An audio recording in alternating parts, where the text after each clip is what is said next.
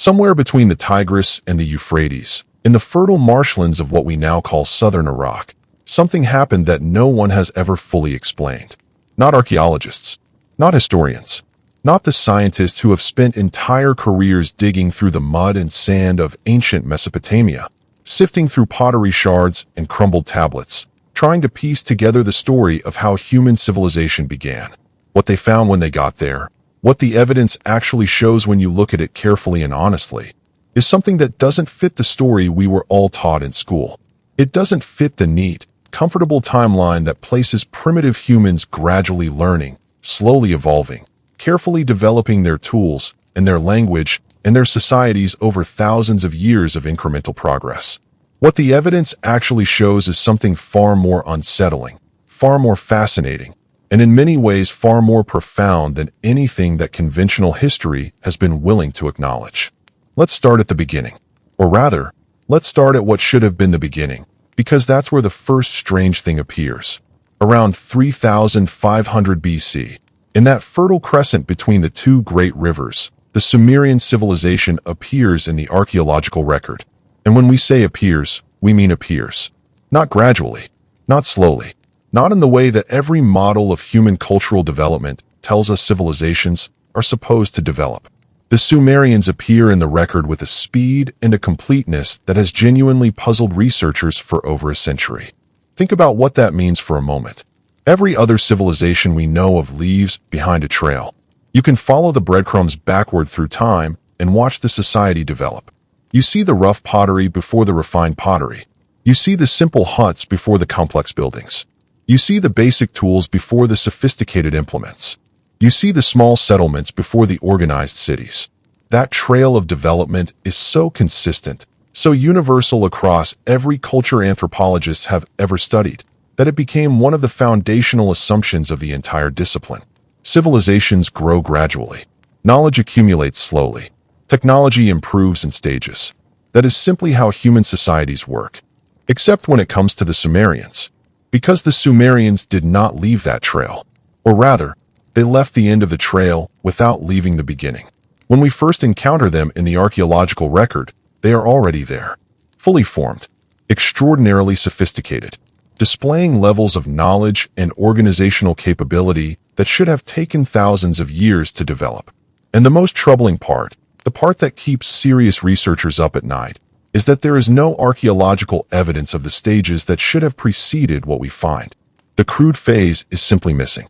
The city of Uruk, dating to approximately 3200 BC, covered nearly 1,000 acres. Let that sink in for just a moment.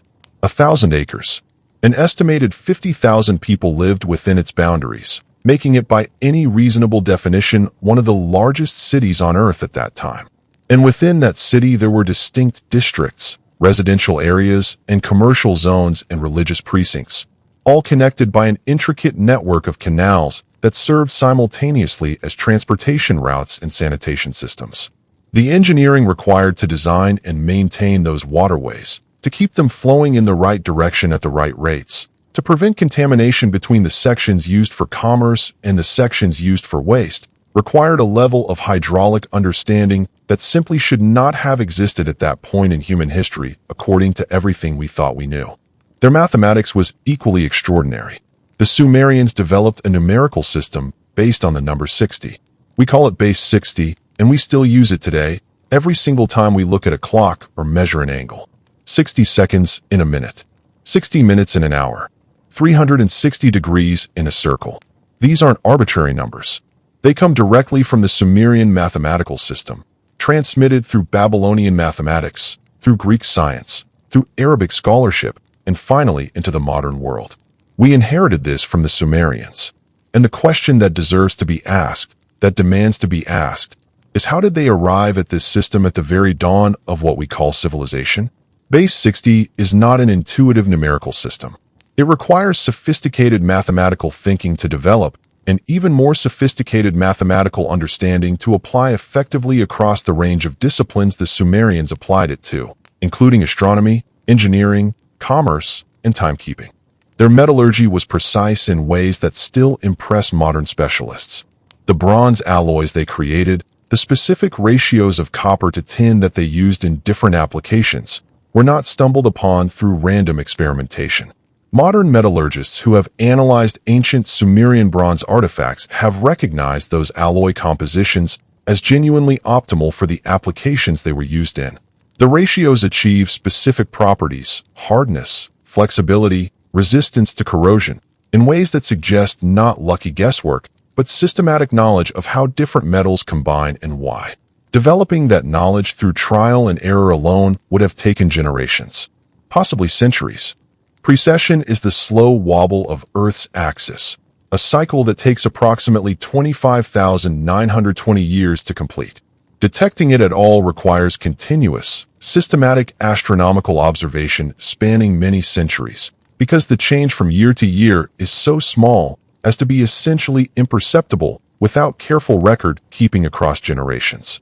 Understanding it mathematically, calculating the full cycle, building it into your astronomical system as a fundamental organizing principle, requires a level of observational sophistication that we associate with advanced ancient cultures like the Greeks and the Babylonians, who came thousands of years after the Sumerians.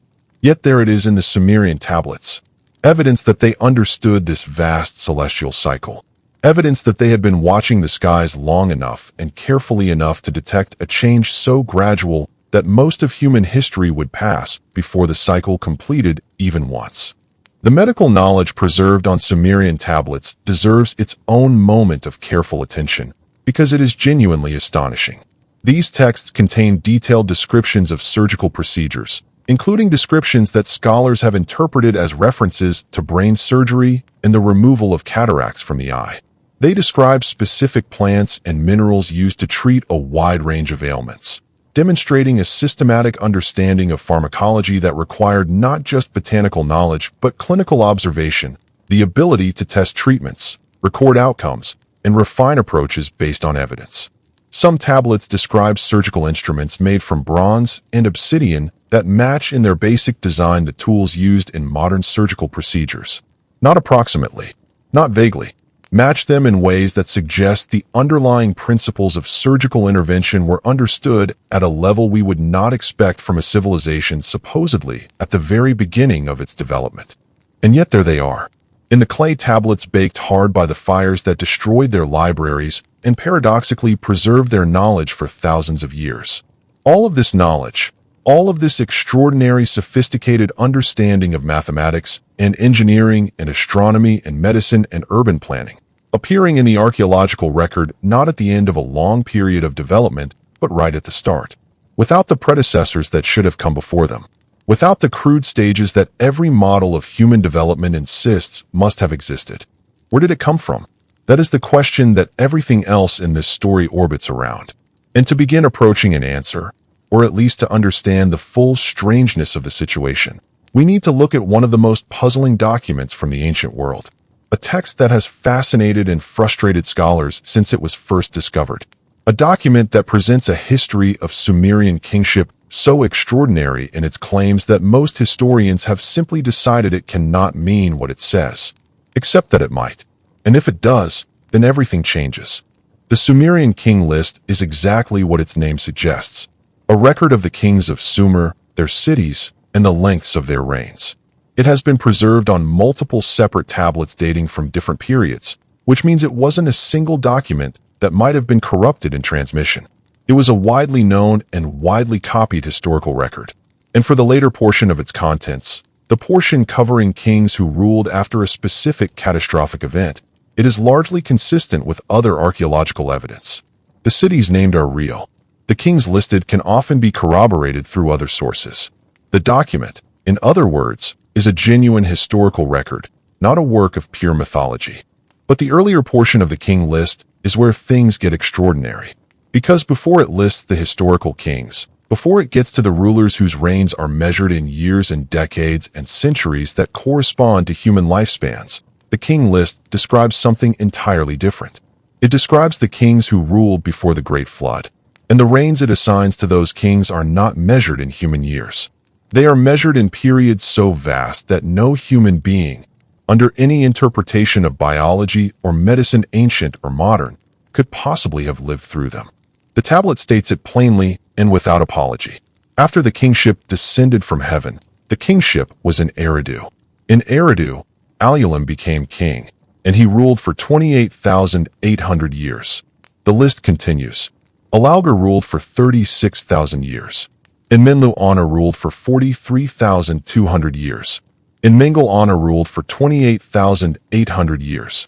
And so it goes, 8 kings in total, ruling before the flood, with their combined reigns totaling 241,200 years. Then the flood swept over everything. And after the flood, the tablet tells us, the kingship descended from heaven again, and the reigns of the new kings are dramatically shorter, still extraordinary by modern standards, but recognizably within the range of exaggerated human lifespans rather than the cosmic timescales of their predecessors. Every single one of the antediluvian reigns in the king list is a multiple of 3,600. Not approximately. Exactly. Every number divides evenly by 3,600 with no remainder. And 3,600 was not a random number to the Sumerians. They had a specific name for it. They called it SAR. It was a fundamental unit in their mathematical and astronomical system, appearing throughout their records in contexts that have nothing to do with royal reigns. The SAR was a sacred and cosmologically significant number, representing a complete astronomical cycle, connected to their understanding of vast temporal periods and celestial mechanics. So when the king list records reigns that are all exact multiples of this specific astronomical unit, it is not presenting random exaggerations. It is presenting carefully calculated periods based on a specific temporal measurement system. The question is not whether these numbers are significant. They clearly are. The question is what they are measuring. And that question leads us somewhere unexpected and deeply fascinating, a place where the boundaries between history and mythology begin to blur in ways that force us to reconsider both. Because there is something else in those numbers. Something that connects them not just to Sumerian mathematical tradition, but to numerical systems found in cultures on the other side of the world, cultures that had no contact with Mesopotamia, cultures that should not have been counting time in the same units or telling the same stories about vast cycles of cosmic history. The number 432,000, which appears in various permutations throughout the king list calculations, shows up in Hindu cosmology as the length of the Kali Yuga, the current age of the world according to ancient Indian astronomical tradition. It appears in Norse mythology as the number of warriors who would march out of Valhalla at the end of the world. It appears encoded in the measurements of the Great Pyramid of Giza. It keeps appearing across cultures separated by oceans and millennia, in contexts that suggest not coincidence, but a shared mathematical tradition, a common inheritance of astronomical knowledge that somehow found its way into diverse civilizations across the ancient world. To understand how that could have happened, we need to go back further, much further, back to a time before the Sumerians, before the earliest cities, before the beginning of what conventional history calls civilization. We need to go back to the evidence that something extraordinary existed before all of that, something sophisticated enough and widespread enough to have seeded the knowledge that would later appear, apparently fully formed, in Mesopotamia and Egypt and India and China and everywhere else that great ancient civilizations arose with suspicious simultaneity. The archaeological evidence for advanced pre-Sumerian civilization is scattered and fragmentary, but it is there. At Tel Es Sawan in modern Iraq, excavations have revealed sophisticated pottery and architectural remains dating to 6000 BC, more than 2,000 years before the earliest Sumerian cities. The artifacts found there display technical sophistication that suggests continuous cultural development stretching back even further. The site of Çatalhöyük in modern Turkey, dating to approximately 7,500 BC, reveals a surprisingly complex settlement with multi-room buildings, elaborate wall paintings, and evidence of long-distance trade in obsidian and other materials. The inhabitants of Çatalhöyük were not the simple hunter-gatherers of conventional prehistory. They were people who organized their communities, decorated their living spaces, and maintained trading networks across hundreds of kilometers. But neither of these sites prepares you for what was discovered in southeastern Turkey beginning in the 1990s. A site that, when its full significance became clear, prompted the archaeologist who spent years excavating it to describe it as rewriting human history. The site is called Göbekli Tepe, and what was found there has not been fully absorbed by conventional archaeology even today, decades after its discovery, because what it shows simply does not fit. Göbekli Tepe dates to approximately 9,600 BC. It predates the earliest Sumerian cities by more than 6,000 years. It predates the pyramids of Egypt by more than 7,000 years. It was built at a time when, according to the conventional timeline of human development, the people of the region were nomadic hunter-gatherers who had not yet invented agriculture, let alone architecture. And yet what was built at Göbekli Tepe at that impossibly early date is a complex of massive stone circles featuring T-shaped pillars up to 6 meters tall and weighing up to 20 tons, covered with intricately carved reliefs depicting animals and abstract symbols arranged in compositions of genuine artistic sophistication. The organizational capability required to construct Göbekli Tepe is staggering. The stones had to be quarried from outcrops some distance away, shaped with considerable precision, transported to the site, and raised into position in specific arrangements. None of that is possible without large-scale coordination of labor, which means some form of social organization capable of mobilizing and directing significant numbers of people toward a shared goal. None of that is possible without specialized knowledge of stoneworking, geometry, and construction technique. None of that is possible if the people doing it were simple nomadic bands following game animals across an empty landscape, which is what the conventional timeline of human development says they should have been. And then there is the other extraordinary thing about Göbekli Tepe. Around 8,000 BC, roughly 1,000 years after it was built, the site was deliberately buried, not abandoned, not built over in the way that later settlements were built on top of earlier ones. Deliberately and carefully filled in with soil and stone debris, as if someone made a conscious decision to preserve the site by hiding it underground, protecting it from whatever they feared was coming. The deliberate burial of a monument that took enormous effort to build suggests a level of intentionality and long-term thinking that we do not associate with primitive hunter-gatherers. It suggests people who understood that something important needed to be preserved, who had the foresight and the social organization to carry out that preservation on a massive scale, and who were doing so in response to some perceived threat or coming catastrophe. What was that threat? What were they anticipating? What did the people who built Göbekli Tepe know that made them decide, after 1,000 years of maintaining and using this extraordinary complex, that it needed to be sealed away and hidden for whatever came after?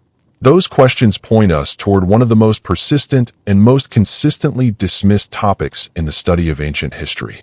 A topic that keeps forcing itself back into serious academic discussion no matter how many times it is pushed aside.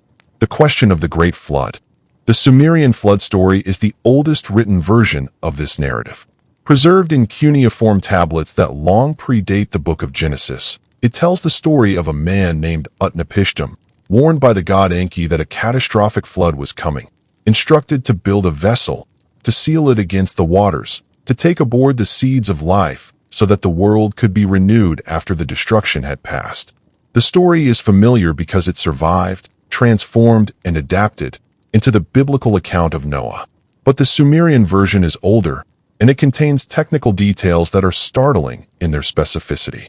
Specific dimensions for the vessel, specific construction materials and methods, specific loading procedures, specific accounts of the flood's duration and behavior. Those technical details matter because they suggest something important about the nature of the text. Pure mythology, invented stories created to explain natural phenomena or encode moral lessons, doesn't usually come equipped with construction specifications and engineering data. The level of practical, technical information in the Sumerian flood account suggests that whoever wrote it down was working from something more than imagination. Whether that something was eyewitness memory, oral tradition transmitted over generations from people who actually experienced the event, or some earlier written record, the precision of the technical information suggests a real event being described, imperfectly and incompletely, but described nonetheless. And the Sumerians were not alone in preserving this memory. Not even close.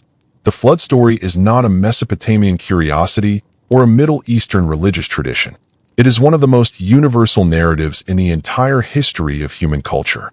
Researchers who have systematically cataloged flood traditions from around the world have documented more than 500 separate accounts from cultures on every continent, many of them preserving details so specific and so consistent with accounts from other cultures that had no historical contact with each other that the coincidence becomes mathematically implausible.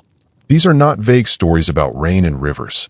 They are detailed chronicles of specific catastrophic events, complete with information about duration, the behavior of water levels, survival strategies, and the physical appearance of the world before and after the flood. The details match across cultures in ways that suggest shared memory of actual events rather than the kind of loose thematic similarities you would expect from independently invented myths. And when you lay those flood traditions alongside the geological record, alongside the physical evidence preserved in ice cores and sediment layers, and the DNA of extinct species, something remarkable begins to emerge. But before we get to that evidence, before we trace the geological fingerprints of the catastrophe that reshaped the world, we need to spend more time with the Sumerians themselves. Because there is another dimension to their civilization that is even stranger than their sudden appearance in the archaeological record, even more challenging to conventional explanations than their advanced mathematics and engineering and medicine. And that is what they themselves said about where their knowledge came from. The Sumerian cuneiform tablets contain extensive references to beings they called the Anunnaki. The word itself translates roughly as those who from heaven to earth came, and the way the Sumerians wrote about them is deeply unusual. They are described as physical entities who played direct roles in the development of human civilization, not in the distant, allegorical way that most ancient peoples describe their deities, beings of pure spirit or symbolic force representing natural processes. The Anunnaki are described with physical characteristics, individual personalities, specific responsibilities, and roles within a structured social hierarchy. They have disagreements with each other. They make decisions and implement them. They interact with human beings in matter-of-fact ways that resemble interactions between people rather than encounters with supernatural forces. The Sumerian text known as the Eridu Genesis describes how the Anunnaki established the first cities and taught humans the arts of civilization. According to these accounts, the Anunnaki provided instruction in agriculture, showing human beings how to cultivate specific crops and develop the irrigation systems needed to maintain them in a semi-arid environment. They provided instruction in metallurgy, teaching the composition of alloys and the techniques of smelting. They provided instruction in astronomy, which is perhaps why Sumerian astronomical knowledge was so sophisticated from the very beginning, because according to their own tradition, they didn't develop it. They were taught it. The Anunnaki are credited with introducing the concept of kingship and establishing the temple system that became central to Mesopotamian society, the very institutions that appear in the archaeological record fully formed, without the developmental stages that should have preceded them. Detailed physical descriptions of the Anunnaki appear throughout Sumerian literature. Enki, described as the god of wisdom and water, is consistently associated with knowledge, with teaching, with the development of intellectual capabilities. He is credited specifically with developing irrigation systems and with instructing humans in both medicine and what the tablets call magic, a term that in its original context may have referred to advanced technical knowledge that appeared miraculous to those who lacked the underlying understanding. Enlil, the god of air and storms, is associated with agriculture and the establishment of cities, governance, and social organization. Anu, the sky god, is described as the leader of the Anunnaki Council, the highest authority in their hierarchy. These beings are consistently described as possessing technology that appears advanced even by modern standards. The tablets describe flying vehicles, called in translation divine boats and whirlwind chariots, that could travel between earth and sky using what the texts describe as brilliant fire for propulsion. Similar descriptions appear in the Vedic texts of ancient India, in the Egyptian Book of the Dead, and in accounts from cultures across the ancient world, all describing vehicles that move through the air using fire and producing light and sound in ways that no ancient technology we know of could account for. The consistency of these descriptions across independent cultures suggests either that ancient peoples worldwide were independently inventing the same fantastical imagery, which seems implausible given the specificity of the technical details they include, or that they were describing something they had actually observed. Archaeological excavations at Sumerian sites have uncovered material evidence that connects to these textual accounts in interesting ways. At the ancient city of Mari, archaeologists discovered tablets describing advanced metallurgical techniques specifically attributed to Anunnaki instruction. These texts include formulas for creating alloys and descriptions of smelting processes that, in some cases, describe procedures that would not be independently developed by human metallurgists for thousands of years.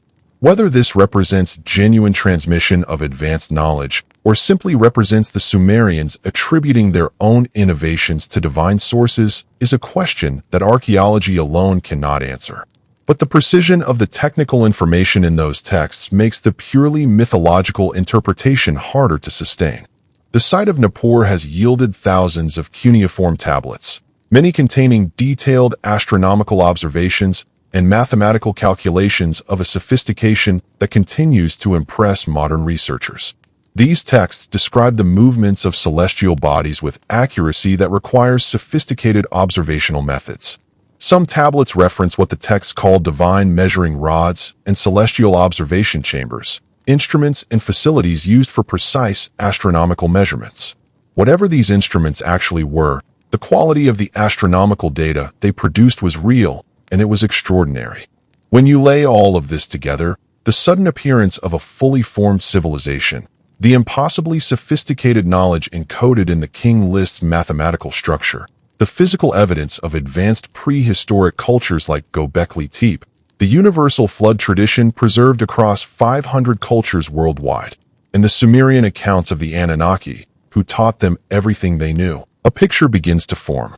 A picture of a world before our world, a civilization or perhaps multiple civilizations that developed to extraordinary levels of sophistication, that possessed knowledge of mathematics and astronomy and engineering and medicine that our conventional timeline says should not have existed. And that was swept away by a catastrophe so total and so devastating that its survivors scattered across the earth carrying only what they could remember, transmitting that knowledge through myth and monument, encoded in numbers and aligned in stone, waiting for the civilization that came after to be ready to receive it. That catastrophe, the evidence for it, the scale of it, and what it meant for the survivors and for everything that followed, is where this story goes next. And the evidence is far more substantial and far more recent in its discovery than most people realize. 500 cultures. Let that number sit with you for a moment before we go any further. 500 separate civilizations, spread across every continent on Earth, speaking languages with no common roots, practicing religions with no shared theology, living in environments as different from each other as the frozen Arctic and the equatorial rainforest, all independently preserving detailed accounts of the same catastrophic event. A great flood that covered the world. A destruction so complete that it ended one age of human existence and forced the survivors to begin again from almost nothing. 500 cultures. And the question that number demands is not whether the flood happened. The question is what kind of event could have been so enormous, so global, so overwhelming in its physical impact that the memory of it survived for 10,000 years in the oral traditions of peoples who had no way to communicate with each other, no shared writing system, no trade routes connecting them. Nothing in common except the fact that their ancestors had witnessed the same catastrophe and felt compelled to remember it, and pass that memory down through every generation that followed.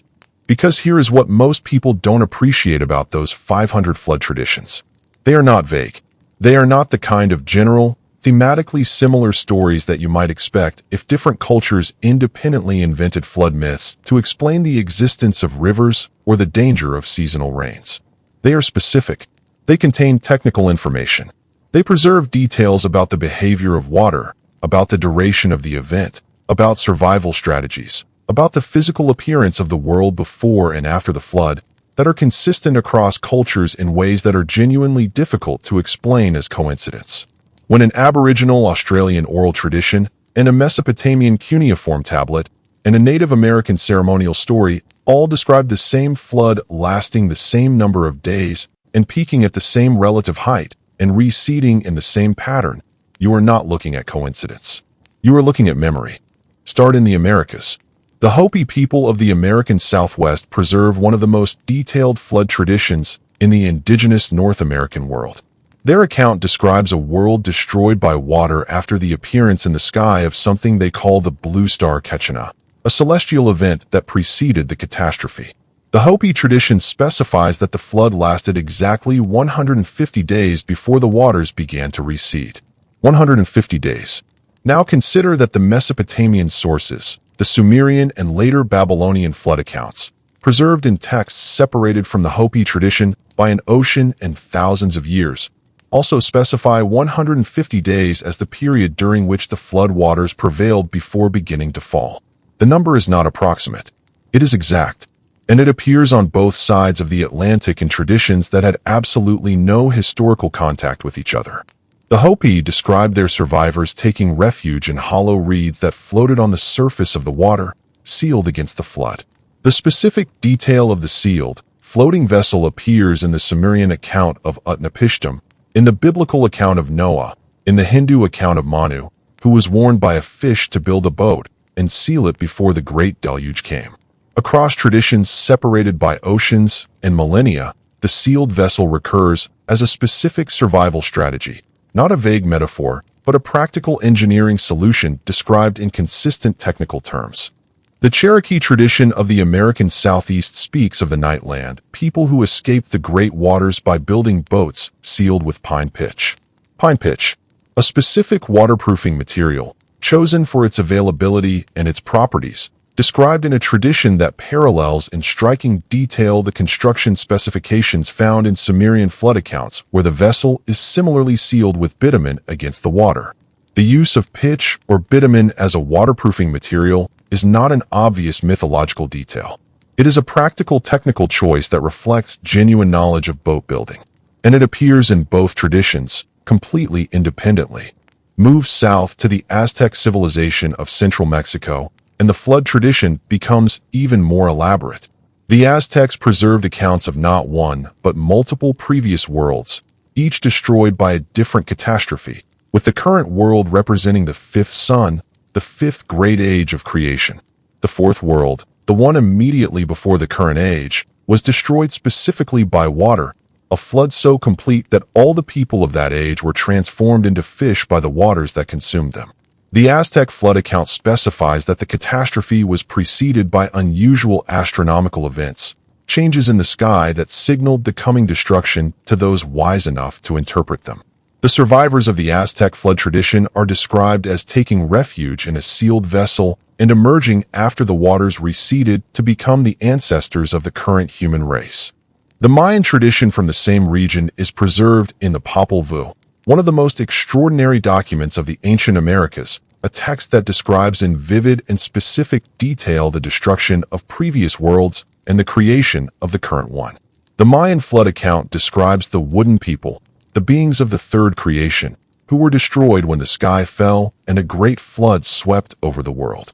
The precision of the Mayan description is remarkable, including references to specific changes in celestial configurations that accompanied the destruction, changes that correspond to astronomical events that modern researchers associate with the end of the last ice age.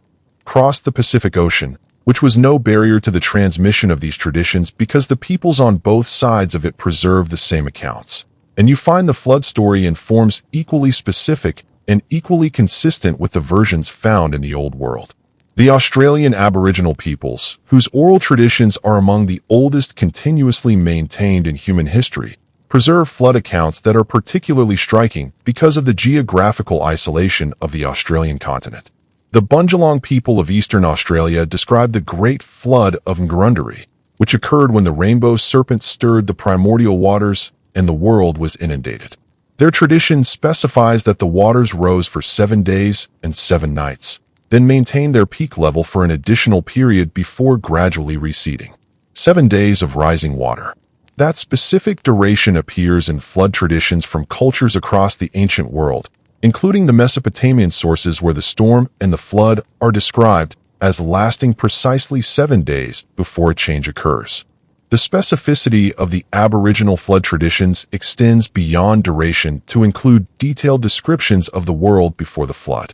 Many Aboriginal groups describe landscapes that are now submerged beneath the ocean, specific features of coastlines and river valleys, and even islands that geological surveys have confirmed existed along the Australian continental shelf during the last ice age, when sea levels were significantly lower than they are today. These oral traditions preserve accurate geographical information about places that have been underwater for more than 10,000 years, information that could only have been transmitted from people who actually saw those places before the sea rose to cover them. Move north to Japan and you encounter the Ainu people, the indigenous inhabitants of the Japanese archipelago, who preserve a flood tradition describing a world overwhelmed by fire from the sky, followed by great waters. The sequence of celestial fire preceding the flood appears in multiple traditions worldwide and corresponds, as we will see when we examine the geological evidence, to exactly the kind of event that current scientific research suggests actually triggered the Great Catastrophe. Fire from the sky, then the waters, in that order, across cultures that had no contact with each other. The Polynesian cultures of the Pacific preserve flood traditions that are remarkable both for their consistency and for the precision of the astronomical information they contain. The Tahitian account describes the god Ruahatu causing the waters to rise until only the highest peaks remained above the surface. The tradition specifies that the flood occurred during a time when the stars danced differently in the sky, a poetic description of astronomical disturbances that modern researchers recognize as potentially consistent with the effects of a major impact event on Earth's orbital stability and rotational dynamics. Similar accounts from Hawaii, from Samoa, from New Zealand, from the Marquesas Islands, all contain identical references to celestial anomalies occurring simultaneously with the flood, a consistency that suggests these traditions are preserving memory of real astronomical events that accompanied the inundation rather than simply inventing dramatic cosmic imagery for narrative effect. In East Africa, the Maasai people preserve an account of a great flood called Tumbuo that destroyed the first world. Their tradition describes how a righteous man was warned to build a boat and take animals aboard before the waters covered the highest mountains. The Maasai account includes specific details about the boat's construction, specifying acacia wood and animal skins as the primary materials, choices that reflect both practical availability in the East African environment and genuine understanding of what materials could be shaped into a vessel capable of surviving a catastrophic flood.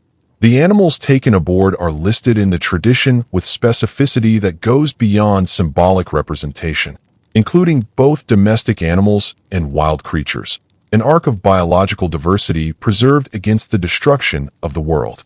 The Babylonian flood account, preserved in the Epic of Gilgamesh and derived from even earlier Sumerian sources, contains a level of technical detail that separates it from purely mythological texts in ways that demand careful attention. Utnapishtim, the Sumerian flood hero, is given by the god Enki not just a warning, but a set of construction specifications so precise that engineers have actually analyzed them.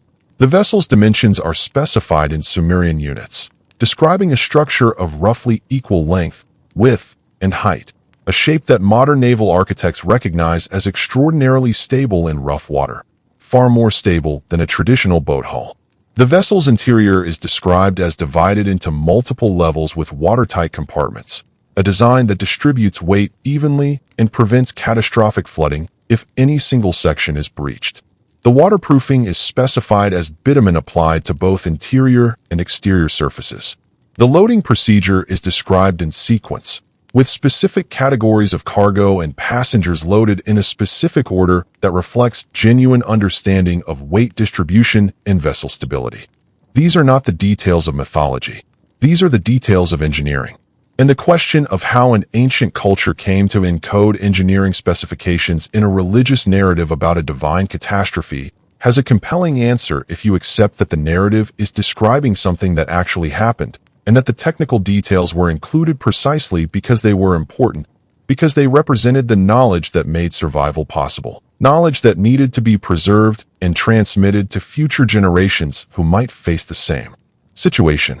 The consistency across these 500 traditions extends to other specific details that are equally difficult to explain as coincidence.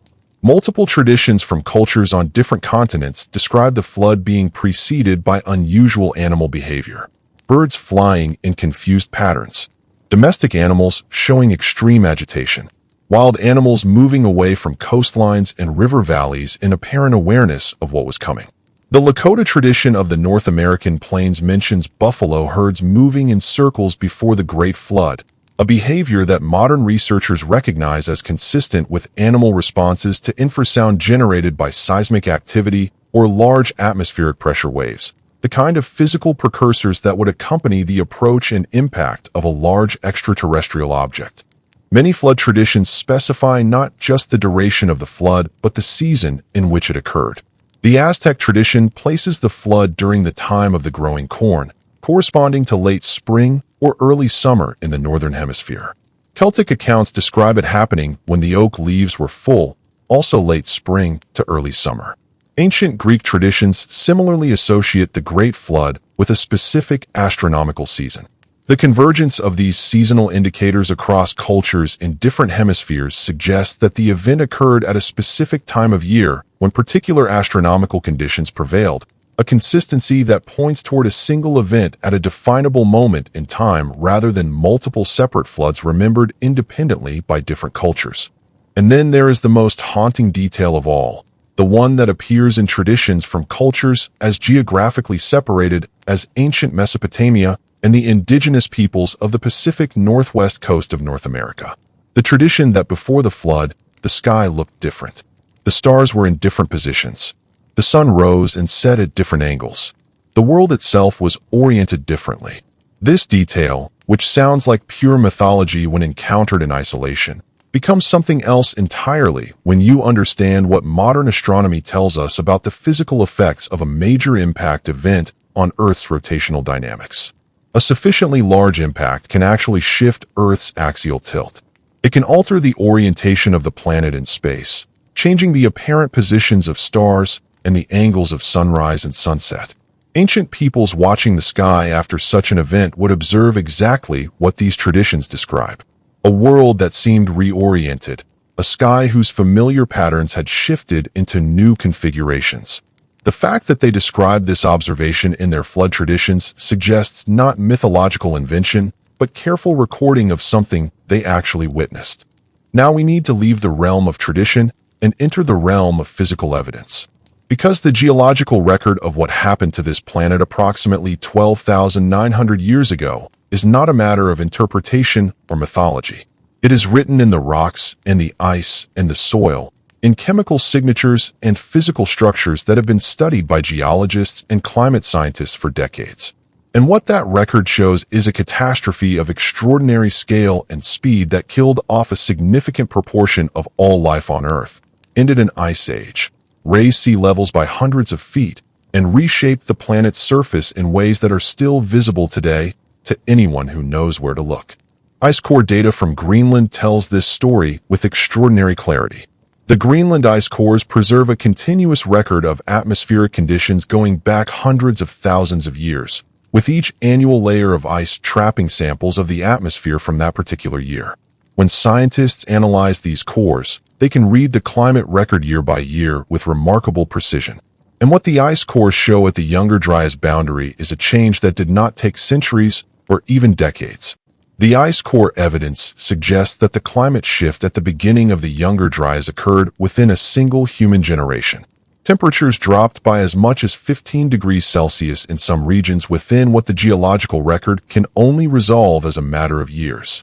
The ice sheets, which had been retreating, began to advance again. Glaciers that had been melting refroze. The brief warming interlude ended as abruptly as if someone had thrown a switch. The chemical signatures preserved in those ice cores at the Younger Dryas boundary tell an equally dramatic story. There are sharp increases in dust content, evidence of massive disruption to land surfaces that sent enormous quantities of particulate matter into the atmosphere. There are elevated levels of volcanic ash from multiple eruption events that accompanied or immediately followed the boundary. There are unusual chemical signatures, including elevated levels of specific elements and compounds that do not belong in normal atmospheric deposition, signatures that have been interpreted by researchers as evidence of something extraordinary entering the atmosphere from an external source. The same boundary appears in sediment cores from ocean floors, in lake bed sediments from sites across multiple continents, in soil profiles from locations as diverse as North America, Europe, the Middle East, and Asia. Wherever scientists look at geological records from 12,900 years ago, they find the same boundary, the same abrupt transition, the same chemical and physical signatures of catastrophic change. The Younger Dryas was not a regional climate fluctuation. It was a global event, simultaneous across the planet, affecting every ecosystem and every human population on Earth. The biological record of the Younger Dryas is equally stark. In the geological layers corresponding to this period, scientists find evidence of mass extinction on a scale that had not occurred since the end of the dinosaurs 66 million years ago. Across North America, approximately 75% of all large mammal species disappeared within a narrow time window centered on the Younger Dryas boundary. Mammoths, woolly rhinoceroses, giant ground sloths, cave bears, saber-toothed cats, American horses, American camels, giant beavers, giant armadillos. These were not marginal species barely clinging to existence in isolated populations. Many of them were the dominant large mammals of their respective ecosystems, abundant across entire continents, and they disappeared so quickly that the geological record cannot resolve the extinction events as anything other than essentially simultaneous. Similar extinction events occurred across other continents at the same time, though the scale was most severe in North America. In Australia, the disappearance of the megafauna, the giant kangaroos and wombats and marsupial lions that had dominated the Australian landscape, corresponds to a period of massive environmental disruption that aligns with the Younger Dryas. In Europe, cave bears and woolly rhinos and other cold-adapted megafauna vanished within a geological instant. The pattern of simultaneous mass extinction on multiple continents, occurring at the same moment as the catastrophic climate shift of the Younger Dryas, cannot be explained by gradual climate change alone. Gradual climate change does not kill off 75% of large mammal species on multiple continents within a period too short to resolve in the geological record. Something else happened. Something faster. Something more violent. The research that pointed toward what that something might have been began to accumulate in the early 2000s and has continued to build in compelling ways since then. A team of scientists led by Richard Firestone began examining sediment layers corresponding to the Younger Dryas boundary at sites across North America and found something unexpected. Embedded in those layers were microscopic diamonds. Not ordinary diamonds, but a specific type called lonsdaleite, or hexagonal diamonds, a form that does not occur through normal geological processes. Lonsdaleite forms only under conditions of extreme temperature and pressure that occur in two specific situations: deep within the Earth's mantle and at the site of a high-velocity impact by an extraterrestrial object. The diamonds were found at dozens of sites across North America, always in the same stratigraphic layer corresponding to the Younger Dryas boundary, never above it and never below it. They were found with other impact markers: elevated concentrations of iridium, an element extremely rare in Earth's crust but common in asteroids and comets; shocked quartz, a form of the mineral that can only be produced by the extreme pressures generated by an impact or a nuclear explosion; magnetic spherules, tiny glassy balls of material produced when rock or soil is melted by an intense heat event and then rapidly cooled; carbon spherules containing evidence of exposure to temperatures exceeding 2,200 degrees Celsius, the kind of temperatures generated by a large-scale impact and the massive wildfires that would follow. These markers were not found at a single impact site. They were found across a broad area spanning North America, with additional evidence appearing in Europe, in Greenland, and in the Middle East.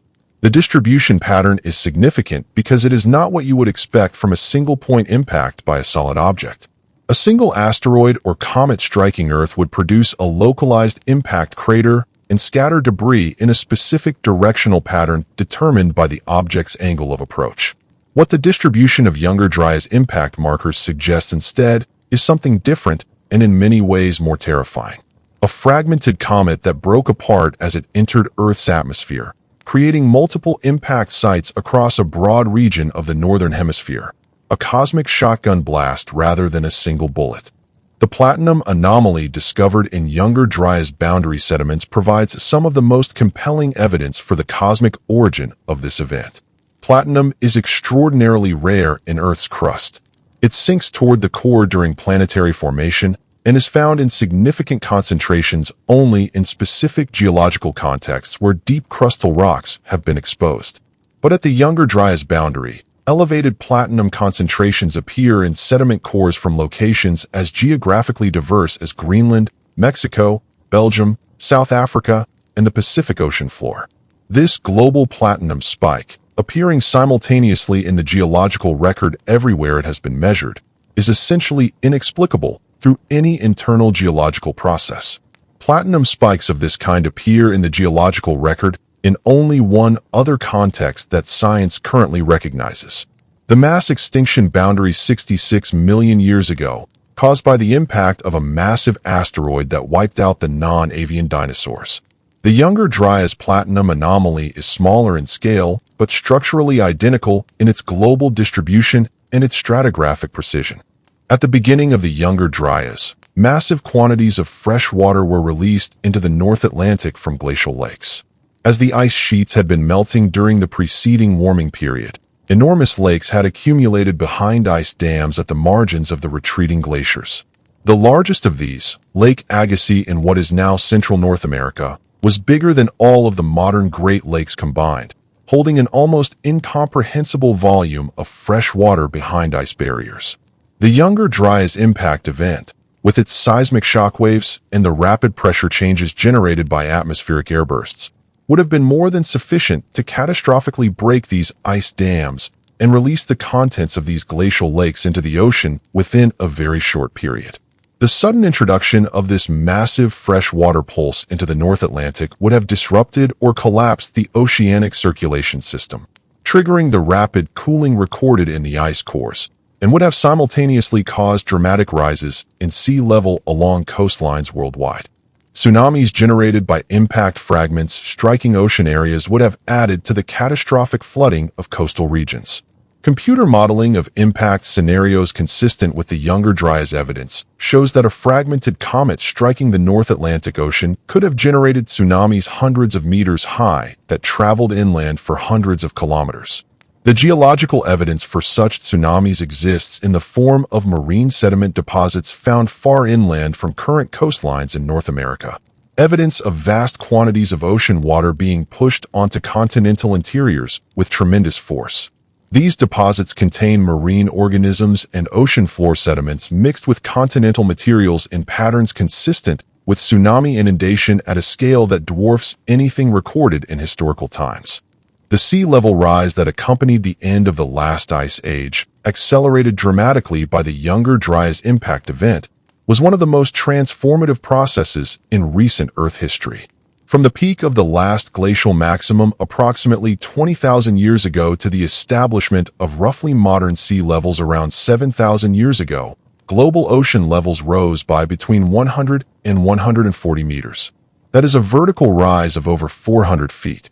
The land area submerged by this rise was enormous, covering vast continental shelf regions that had previously been exposed as dry land during the Ice Age. And because human populations naturally concentrate along coastlines and river valleys, because the richest ecosystems and the most productive agricultural land tends to be at low elevations near water, the areas that were submerged were precisely the areas most likely to have supported the densest human populations and the most sophisticated cultures. The Bering Land Bridge, the great plain of land that connected Asia and North America during the Ice Age, covered an area larger than the modern state of Alaska. This was not a narrow strip of tundra just barely above sea level. It was a vast and productive landscape, supporting diverse ecosystems and substantial human populations. The submersion of this region as sea levels rose would have been experienced by the peoples living there as a catastrophic, ongoing flood, the sea advancing year by year and decade by decade across land that had been home to communities for generations, forcing continuous migration and retreat until the last high ground disappeared beneath the waves. In Southeast Asia, the Sunda Shelf connected what are now the Indonesian islands, Malaysia, and parts of Thailand and Vietnam into a single enormous land mass, covering more than 1.8 million square kilometers. This exposed area included major river systems, extensive lowland forests, and coastal environments of extraordinary productivity. The peoples who lived on the Sunda Shelf during the Ice Age had access to marine resources, fresh water, and fertile land in a combination that would have supported dense populations and complex societies. The gradual and then accelerating submersion of this entire region as sea levels rose would have driven millions of people into the interior highlands of mainland Southeast Asia and the mountains of what are now the Indonesian islands, displacing entire populations and destroying whatever cultural achievements had accumulated on the submerged lowlands. The Persian Gulf tells perhaps the most directly relevant story for the origins of Mesopotamian civilization. During the last ice age, when sea levels were low enough, the Persian Gulf basin was completely exposed as dry land. The combined waters of the Tigris, Euphrates, Crude, and other rivers that now empty into the Gulf flowed instead through a single great river valley that extended to the current Strait of Hormuz, where they eventually reached the Indian Ocean. This river valley, protected on three sides by mountains and watered by four major river systems, would have been one of the most fertile and hospitable environments in the ancient Middle East. The flat alluvial plain, regularly renewed by river flooding, would have been ideal for agriculture. The rivers would have supported fishing and transportation. The sheltered environment would have encouraged the development of settled communities and the accumulation of knowledge and technology. If an advanced civilization developed in the Persian Gulf basin during the Ice Age, as the availability of ideal conditions would suggest, virtually all physical evidence of that civilization now lies beneath 60 to 80 meters of water in the floor of the modern Persian Gulf. The rising seas submerged this entire region over a period of roughly 10,000 years, with the most rapid and catastrophic flooding occurring during and immediately after the Younger Dryas event. The peoples who lived in the Persian Gulf basin would have experienced this flooding as a series of ever more frequent and severe inundations, until the final submersion of their homeland drove the survivors north into the Mesopotamian plain, where they eventually established the civilization that appears in the archaeological record as the Sumerians, appearing with suspicious suddenness in the late 4th millennium BC. And there, underwater, is where some of the most extraordinary archaeological discoveries of recent decades have been made, because the physical remains of these pre-flood civilizations didn't disappear. They simply got wet. And as underwater archaeological technology has advanced to the point where scientists can systematically survey and excavate submerged sites, what they are finding is rewriting the timeline of human civilization in real time. Off the coast of Gujarat in northwestern India, at depths of up to 40 meters beneath the waters of the Gulf of Khambhat, marine archaeologists have discovered the remains of an ancient city that has been identified with the legendary city of Dwarka, described in Hindu texts as the capital of the god Krishna. The discovery was made in 2001 when marine surveys conducted by India's National Institute of Ocean Technology detected massive stone structures on the seafloor extending over several square kilometers. Subsequent underwater excavations have revealed walls, gates, harbor facilities, and architectural elements constructed from precisely fitted megalithic blocks on a scale that indicates a city of substantial size and sophistication. The ruins of underwater Dwarka extend over a very large area of seafloor, with structures including what appear to be defensive walls, major buildings with multiple rooms, and what the researchers have identified as harbor facilities designed for large vessels, suggesting the city supported extensive maritime trade. Artifacts recovered from within the structures include pottery, tools, and decorative objects. Carbon dating of organic materials found within the ruins has indicated construction periods spanning several millennia, with some of the oldest elements dating to approximately 9,000 years ago. If confirmed, this would make underwater Dwarka one of the oldest cities yet discovered on Earth, predating the earliest Mesopotamian urban centers by more than 5,000 years. The construction techniques visible at underwater Dwarka are themselves revealing. The stone blocks used in the structures are joined using interlocking methods that create mechanical connections between adjacent elements without requiring mortar or other bonding agents. These joints include designs that archaeologists and engineers recognize as deliberately engineered to withstand both seismic activity and the hydraulic forces generated by strong currents and tidal action. The sophistication of these engineering solutions suggests builders who understood structural mechanics at a level comparable to modern civil engineers, working on a coast subject to significant natural forces and designing their structures accordingly. Near the Japanese island of Yonaguni, in waters between 30 and 25 meters deep, lies one of the most controversial underwater archaeological sites in the world. The Yonaguni Monument, first documented by divers in 1986, consists of a complex of stone structures that includes what appear to be stepped pyramids, terraced platforms, channels, pools, and what some researchers have identified as ceremonial spaces. The structures extend over an area of approximately 60 by 50 meters, with the main stepped formation rising about 27 meters from the seafloor to its highest point. The controversy surrounding Yonaguni centers on the fundamental question of whether the structures are natural or artificial in origin. The geology of the region is a layered mudstone and sandstone formation that tends to fracture along vertical planes, creating naturally angular features that can superficially resemble constructed walls and platforms. Geologists who support a natural origin for the Yonaguni structures point to this fracturing tendency as sufficient explanation for the angular geometry observed.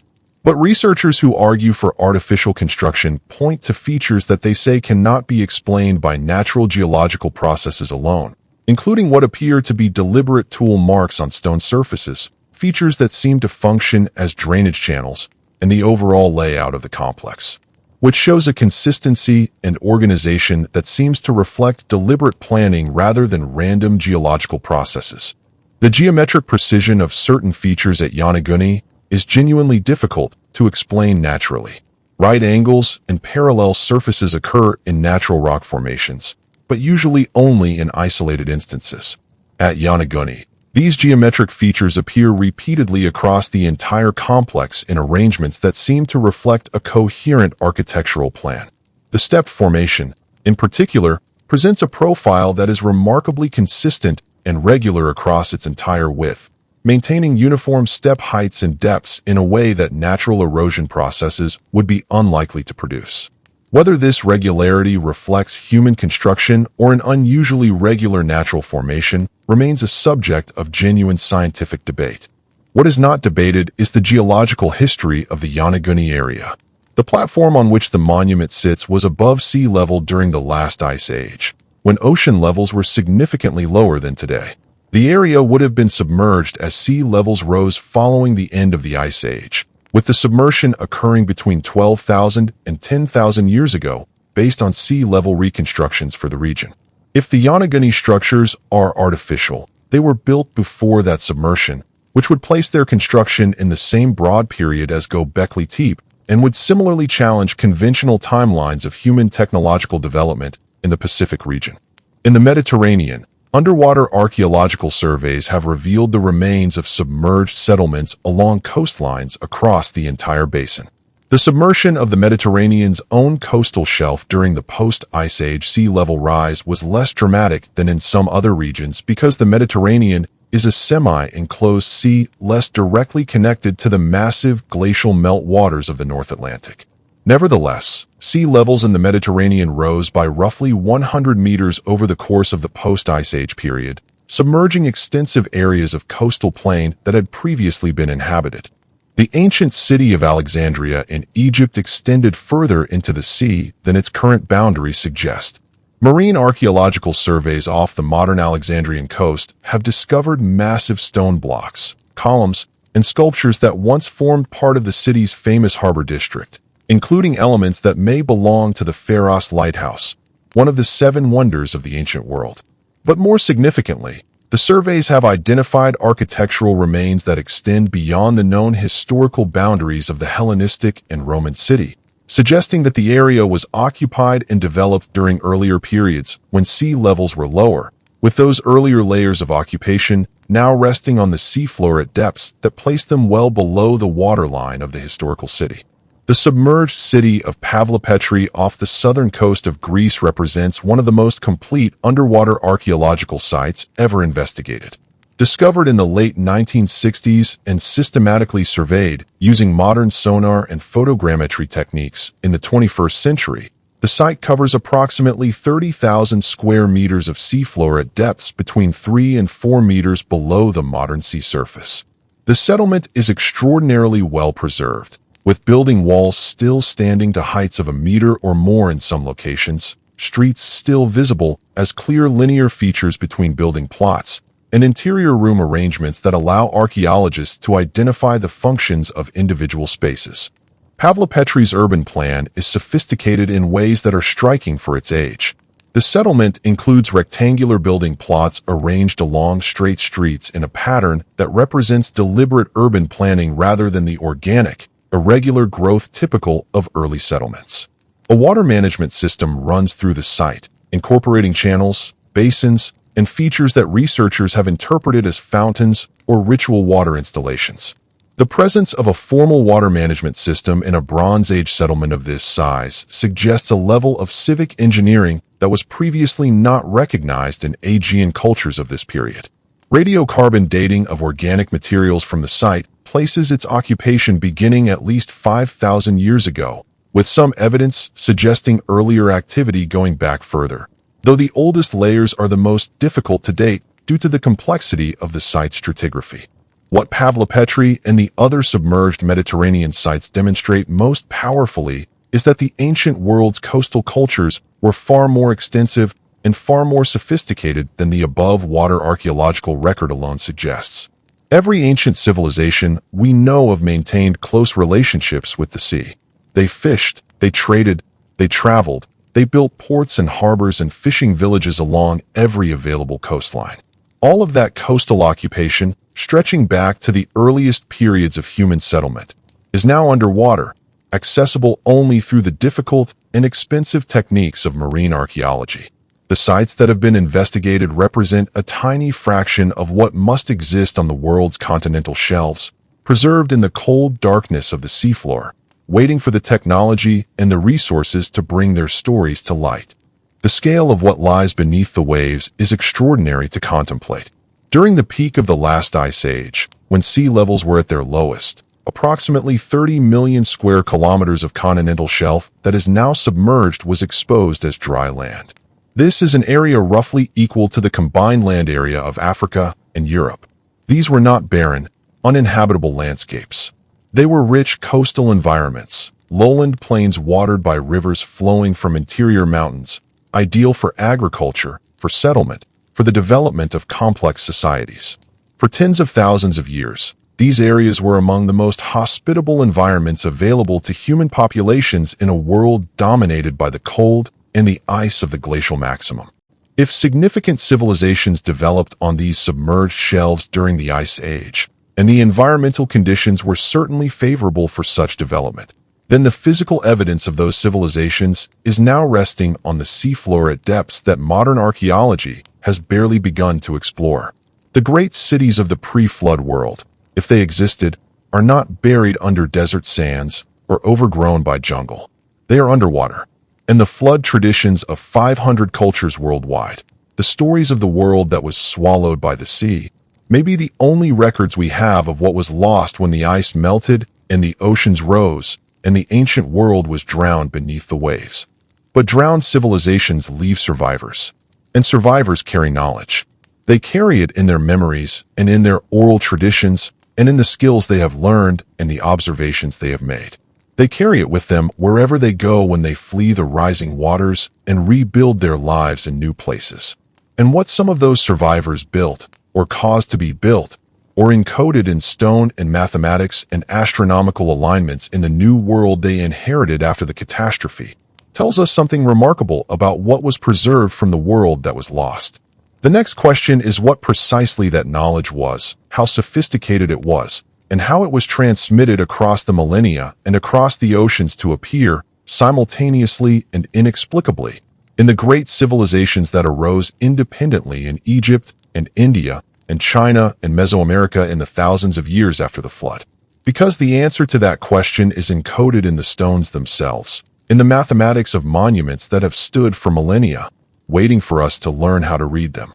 Everything we have seen so far, the sudden appearance of Sumerian civilization with knowledge it should not have possessed, the universal flood traditions preserved across 500 cultures, the geological proof of the Younger Dryas catastrophe, the submerged cities resting on the ocean floor, the precessional knowledge encoded in monuments spanning every continent, all of it points toward a single conclusion. That advanced knowledge existed in the ancient world at levels that our conventional timeline of human development says should have been impossible. But there is one more category of evidence that needs to be examined before this picture is complete. Physical objects. Actual artifacts pulled from the ground and recovered from the sea. Things you can hold in your hands and examine under a microscope and scan with modern instruments. Objects that demonstrate specific engineering capabilities and manufacturing techniques that challenge everything we thought we knew about what ancient peoples could build and what they understood about the physical world. These artifacts are not obscure curiosities known only to fringe researchers. Many of them sit in the display cases of the world's most prestigious museums. They have been studied by mainstream scientists using the most advanced analytical techniques available. And the results of those studies, the conclusions that the physical evidence demands, have never been fully reconciled with the conventional narrative of human technological development. They exist in an uncomfortable space between what the evidence shows and what the established timeline allows. And for too long, when the evidence and the timeline have disagreed, it has been the evidence that was pushed aside rather than the timeline that was questioned. The Antikythera mechanism is perhaps the single most important artifact in this category. Its story begins in 1901, when Greek sponge divers exploring a Roman shipwreck off the tiny island of Antikythera between Crete and the Greek mainland recovered a corroded lump of bronze and wood from the seafloor. The object was so encrusted with mineral deposits and so badly corroded by 2,000 years of immersion in salt water that its significance was not immediately recognized. It sat in the National Archaeological Museum of Athens for decades, examined occasionally by researchers who recognized that it contained gear wheels, but who lacked the technology to study its internal structure without destroying it. The mechanism dates to approximately 100 BC, based on the age of the shipwreck from which it was recovered and the style of the Greek inscriptions found on its surfaces. Nothing remotely comparable to it exists in the archaeological record for another 1,400 years. The level of mechanical sophistication it displays, including differential gearing, a technology not officially reinvented until the 16th century, was not matched by any known European mechanism until the development of astronomical clocks in the 14th century AD. The Antikythera mechanism is not just ahead of its time. It is so far ahead of its time that its very existence demands explanation. The gear teeth are cut with uniform spacing and consistent profiles across all 37 wheels, a manufacturing requirement that demands measuring instruments capable of dividing circles into hundreds of equal segments and cutting tools that can maintain tolerances within fractions of a millimeter. The metallurgy of the bronze alloy demonstrates knowledge of metal composition that produced material strong enough to maintain its gear profiles under operational stress, while remaining workable enough to be shaped with the precision the design required. The inscriptions on the mechanism reference astronomical cycles, including the Saros cycle for eclipse prediction and the Metonic cycle that synchronizes solar and lunar calendars, demonstrating comprehensive understanding of the mathematical relationships governing celestial mechanics. The implications of the Antikythera mechanism extend far beyond the single device itself. No technology this complex springs into existence fully formed.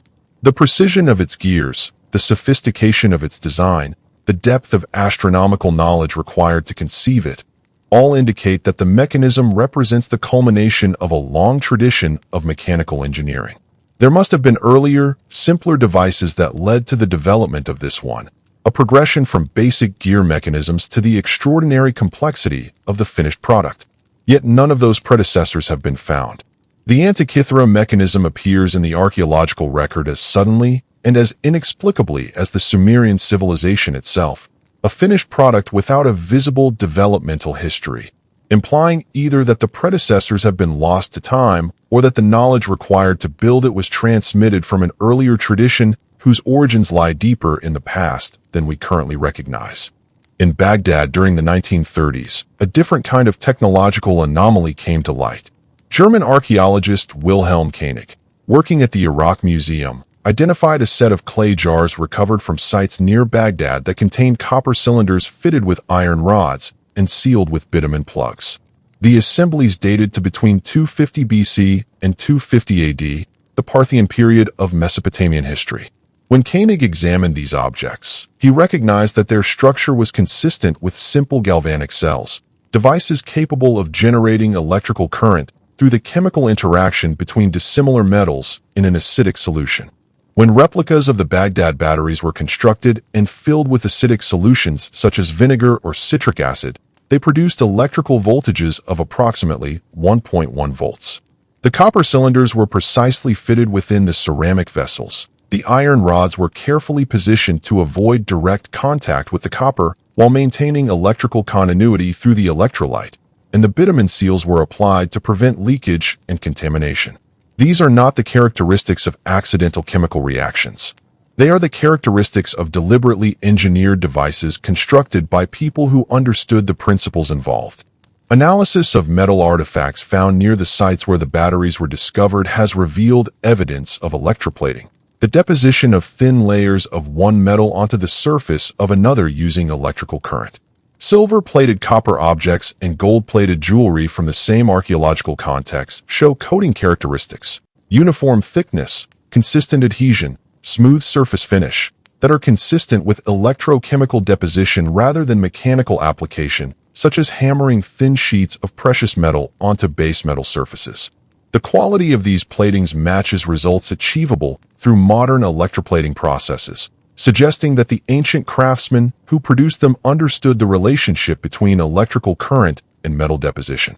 Similar galvanic devices have been identified at archaeological sites in Egypt and India, regions where advanced metallurgy was practiced and where trade connections with Mesopotamia are well documented.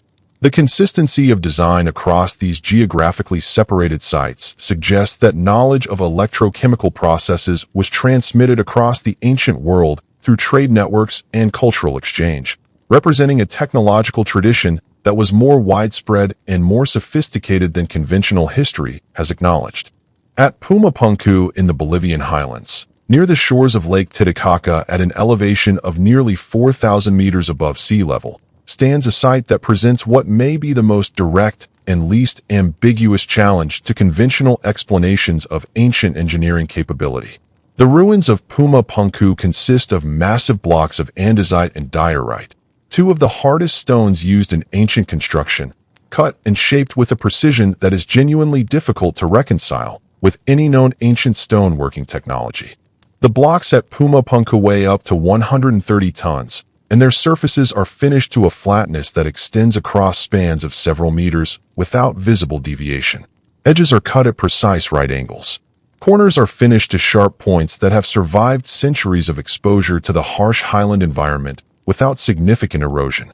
The precision of these surfaces has been measured using modern surveying equipment and found to be comparable to industrial machining standards, flat to within tolerances measured in fractions of a millimeter across surfaces spanning meters. But the most extraordinary features of the Pumapunku blocks are not their flat surfaces or their sharp edges. They are the complex interlocking joints that connect adjacent blocks without the use of mortar or any other binding material.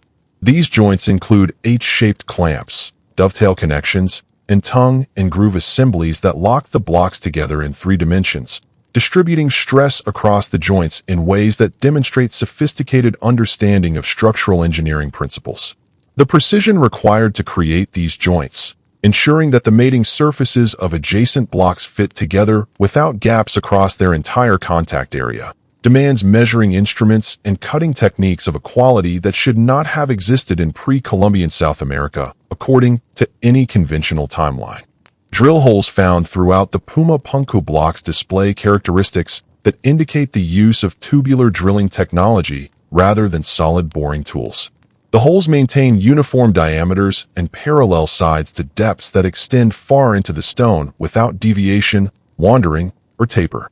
The internal surfaces of the holes show spiral tool marks consistent with rotational drilling at speeds and pressures that would be difficult to achieve with hand-powered equipment operating on one of the hardest construction stones known. The drilling technique removed material in a continuous helical pattern that left distinctive marks on the bore walls, marks that modern engineers recognize as characteristic of machine-driven rotational drilling rather than manual percussion or abrasion methods. The transportation of these blocks to the Puma Punku site adds another layer of difficulty to any conventional explanation. The andesite blocks were quarried from sites approximately 10 kilometers away, across terrain that includes significant elevation changes and known navigable waterways. Moving blocks weighing over 100 tons across this distance and this terrain without wheeled vehicles, without draft animals capable of pulling such loads, and at an altitude where the thin air reduces human physical capacity by a significant percentage, represents a logistical challenge that has never been satisfactorily explained using only the technologies conventionally attributed to the Tiwanaku civilization that built the site. These artifacts and sites, the Antikythera mechanism with its impossible gears, the Baghdad batteries with their implications of ancient electrical knowledge, the precision stonework of Puma Punku with its machine-quality surfaces and its engineered joints. These are not isolated anomalies.